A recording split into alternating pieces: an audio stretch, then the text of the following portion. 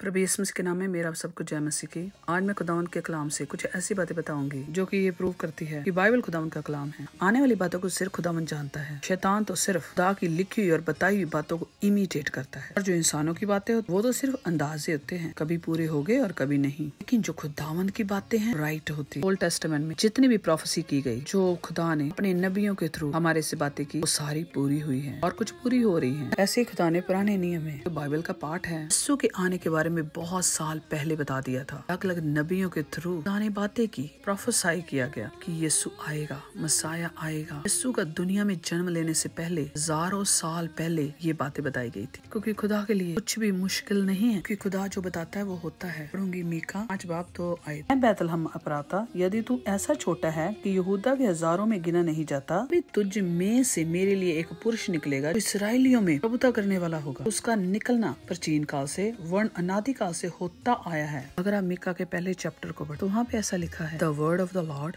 Came to Micah, मतलब खुदा ने मीका के साथ बात की। सबसे बड़ी बात है कि ये खुदा बातें कर रहा है अपने चुने हुए बंदे मीका के साथ, और उसे भविष्यवाणी करने को कह रहा है, आने वाली बातें बता रहा है। तो जो आयत मैंने पहले पढ़ी थी वो खुदावन की आवाज है और खुदावन के मुंह से निकली हुई बातें हैं, और वो बैतलहम से कहता है तेरे में से एक पुरुष निकले, और उसका निकलना प्राचीन काल से, मतलब जो बैतलहम में जन्म लेगा वो पहले से एग्जिस्ट करता है, वो आदि है, वो अंत है, वो कोई आम इंसान नहीं है। यहाँ पे यीशु की डिविनिटी के बारे में हम पढ़ते हैं। याद रहे, मैं यीशु के बारे में एक्चुअली ज्यादा नहीं बता सकती क्योंकि ये मेरा टॉपिक नहीं है, लेकिन मैं थोड़ा सा टच कर रही हूँ। ये किसी आम इंसान की बात नहीं थी। मीका से बात कर रहा है कि तेरे में से जो पुरुष निकलेगा, अगर 4 आयत में पढ़ लिखा कि वो पुरुष ग्रेट होगा, he shall be great to the ends of the अर्थ।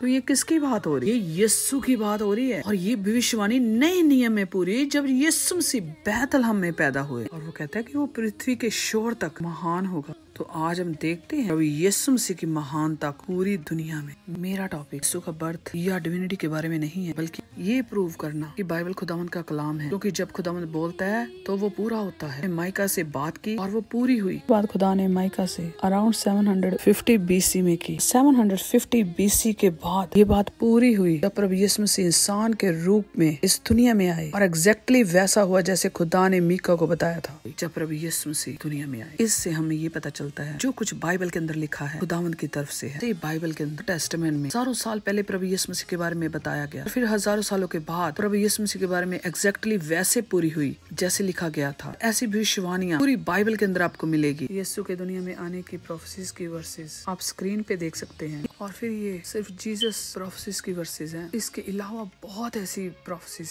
जो ओल्ड टेस्टामेंट में की गई। बाइबल प्रोफेसीज से भरी पड़ी है, कुछ पूरी होगी, कुछ हो रही है, कुछ होंगी। खुदा स्टिल बातें कर रहा है, वो अपनी कही हुई बातों को पूरा करता है। उससे हमें ये पता चलता है कि हमारा खुदावंद सच्चा है। खुदावंद का वचन जो बाइबल है कभी फेल नहीं हो सकता। सिर्फ प्रभु यीशु मसीह के बारे में नहीं, बल्कि और भी अलग अलग टॉपिक के ऊपर ऐसी भविष्यवाणियां आपको मिलेंगी जो टाइम बाय टाइम पूरी होती रही और हो रही है। और ये भविष्यवाणियां भविष्यवाणियां नहीं है जो दुनिया की किताबों में बताई गई। इसका करैक्टर, हर चीज इसके अंदर दुनिया की भविष्यवाणियों से अलग है। उनके साथ इनका कोई मैच नहीं है। मैं तो बहुत थोड़ी सी आपके सामने डिस्कस करूंगी। सोचिए, ये सारी बातें 150 ईयर्स बिफोर की गई। 750 years is very long time. इंसान की जिंदगी क्या है? जब खुदा बात करता है तो वो अपनी बातों को संभालता भी है, वो ट्रांसफर करता है एक से दूसरे तक। जब बाइबल को डिटेल में पढ़ते हैं आपको ऐसी एक पिक्चर नजर आएगी, किस तरह से वो एक नबी को चुनता है, उनसे बातें करता है, उन्हें लिखने के लिए कहता है और लोगों से बातें करने के लिए कहता है, और फिर उन्हीं के थ्रू आने वाले नबी को चुनता है और उन्हें भी उन सारी बातों को टीच करता है। इस तरह से अपनी बातों को संभालता है और आने वाली जनरेशन को पहुंचाता है। इसीलिए तो लोग मसाया की वेट कर रहे थे। प्रभु यीशु मसीह पैदा हुए, कुछ ने उन्हें पहचान लिया और कुछ ने नहीं। हमारा खुदावंद जिंदा है, अपने कलाम को संभालता है, पूरा करता है। इंसान के पास इतनी ताकत नहीं है कि वो हजारों हजार साल के कलाम को संभाल सके। बिल्कुल खुदावंद का कलाम है, कुछ इसमें लिखा गया वैसा हुआ। डेड सी स्क्रॉल के अंदर सारों के हिसाब से ऐसे स्क्रॉल और फ्रेगमेंट्स मिले जिनके अंदर प्रभु यीशु मसीह के बारे में बताया गया। मसाया का जिक्र आता है, और किसी नाम का नहीं, सिर्फ मसाया का। इससे हमें ये पता चलता है मसाया कोई आम प्रॉफिट या आम से इंसान नहीं था, बल्कि वो खुदा है। जो बातें, जो वचन है, वो खुदा का है। और डेड सी स्क्रॉल्स इसके साथ एग्री है, प्रूव करती है। खुदा ने मीका के साथ बात की थी। उस टाइम में असीरियन सुपर पावर थे। उन दोनों में मीका प्रॉफिट को खुदा इस्तेमाल कर रहा था। अपने काम के लिए। ये इसराइल के लिए एक बहुत बुरा टाइम चल रहा था। लोग खुदा से दूर थे, दूसरे और तीसरे चैप्टर में पढ़ सकते हैं। पर फिर भी इन ट्रबल्स के अंदर खुदा माइका के थ्रू बात करता है कि खुदा पीस को रिस्टोर करे। इसलिए खुदा यीशु के आने की बात कर रहे हैं, क्योंकि यीशु शांति का राजकुमार है। पढ़ूंगी आइज़ाया 7:14। इस कारण प्रभु आप ही तुमको एक चिन्ह देगा, सुनो, कुंवारी गर्भवती होगी, पुत्र जनेगी, उसका नाम मैनुअल रखेगी। ये आने वाली बातें थी जो खुदा ने आइज़ाया प्रॉफिट को बताया। आप पढ़ते हैं मत्ती की इंजील का 1 उसी 18 से लेकर 25 तक, लूका उसका 1 वर्स 26 to 38, उसमें रिकॉर्ड किया गया प्रभु यीशु मसीह का बर्थ। इन आयतों में हमें ये पता चलता है मरियम जो कुंवारी थी उसने यीशु को जन्म दिया, और ये सारी बात 700 साल पहले खुदा ने आइज़ाया के थ्रू बता दी थी। 700 साल पहले खुदा ने बता दिया था कि एक कुंवारी गर्भवती होगी और पुत्र को जन्म देगी, उसका नाम मैनुअल रखेगी, जिसका नाम खुदा हमारे साथ है, हमारे बीच में है। एग्जैक्टली वैसा ही हुआ। इसकी सारी डिटेल हमें मैथ्यू और लूका की गॉस्पेल में मिल जाती है, और आइज़ाया ने जो कुछ भविष्यवाणी की वैसा ही हुआ, क्योंकि वो सारी बातें आइज़ाया को खुदा ने बताई थी 700 साल पहले। इससे हमें ये पता चलता है कि आइज़ाया खुदावंद का सिर्फ चुना हुआ नबी ही नहीं था, बल्कि जितनी बातें खुदा ने आइज़ाया के साथ वो सारी सच है और बाइबल के अंदर है। जो बोला गया वो हुआ। ये सारी बातें बताती है बाइबल खुदावंद का वचन है। इसमें हमें पास्ट, प्रेजेंट, फ्यूचर नजर आता है। आइज़ाया को कैसे पता चला? खुदा ने उसे बताया। यीशु के बर्थ, कामों और क्रॉस के बारे में बहुत सारी ऐसी प्रोफेसीज आप ओल्ड टेस्टामेंट में पढ़ सकते हैं। ये सारी आयतें और चैप्टर्स आप स्क्रीन पे देख सकते हैं, कि ये सब मैं बयान नहीं कर सकती, लेकिन मैं आपको ये बताना चाहती हूँ कि जो प्रोफेसी हुई वो पूरी हुई,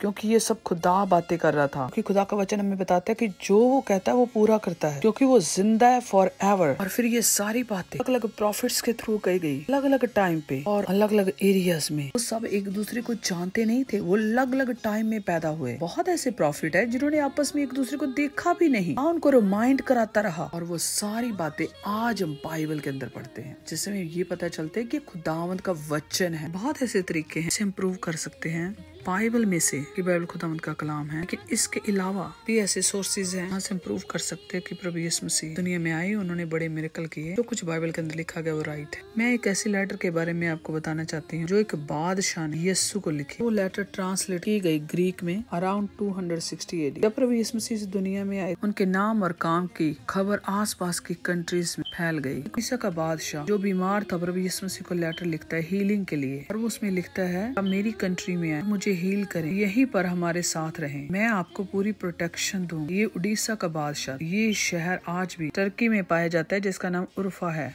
कहा जाता है कि प्रभु यीशु मसीह वहाँ नहीं गए क्योंकि उनका काम यरूशलेम में था, लेकिन बाद में यीशु के चेलों ने जाकर और उसके लिए दुआ कर वो हील हो गया। इस लेटर के मुताबिक यीशु को अपनी कंट्री में रखने के लिए तैयार था और प्रोटेक्शन भी देता है। इट मीन बाइबल के अंदर जो कुछ भी लिखा है प्रभु यीशु मसीह के बारे में, किस तरह से लोग यीशु मसीह के अगेंस्ट थे, इट मीन ये सारी बातें और कहानियां जो यीशु के बारे में बाइबल के अंदर पाई जाती वो ठीक है। ये लेटर बाइबल का पार्ट नहीं, ये वो लेटर है जो किसी क्रिश्चियन का नहीं था। ये एक आउटर सोर्स है, खुदावंद के कलाम को सपोर्ट करता है। बाइबल के बिना भी वर्ल्ड में बहुत ऐसे सोर्सेज जैसे ओल्ड टाइम में हिस्टोरियन वो भी प्रभु यीशु मसीह के बारे में अपनी राइटिंग्स में लिखते हैं, जैसे जोसेफस क्रिश्चियन तो नहीं था। इन सारी बातों से और राइटिंग से ये पता चलता है प्रभु यीशु मसीह दुनिया में आए और उन्होंने बहुत बड़े बड़े काम किए। ये भी पता चलता है कि बहुत ऐसे लोग धर्म के ठेकेदार तो उसके खिलाफ बाइबल खुदावंद का वचन जो कुछ भी वो बताती है उसके सारे प्रूफ पास हिस्ट्री में जाते हैं। आप आइज़ाया 53 पढ़े, उसमें भी बहुत पावरफुल प्रोफेसी की गई कि किस तरह से वो दुख भोगेगा हमारे पापों के लिए। ये प्रोफेसी यीशु के क्रूसिफिक्शन के बारे में है कि वो हमारे लिए जान दे। ये सारी बातें न्यू टेस्टामेंट में पूरी हुई। ये सारी प्रोफेसी से बाहर के दूसरे सोर्सेज जो मैं ज्यादा बयान तो नहीं कर सकी, लेकिन जितना मैंने बयान किया उससे आप क्लियरली देख सकते हैं ये सारी बातें खुदा के वचन को ये सपोर्ट करती है कि ये वचन खुदावंद का है, इसीलिए ये इतना गहरा और वाइड है, इसीलिए आज भी काम करता जैसे पहले काम करता था। बाइबल खुदावंद का कलाम है क्योंकि जो कुछ कहा गया वैसा वैसे ही होता गया। God bless you.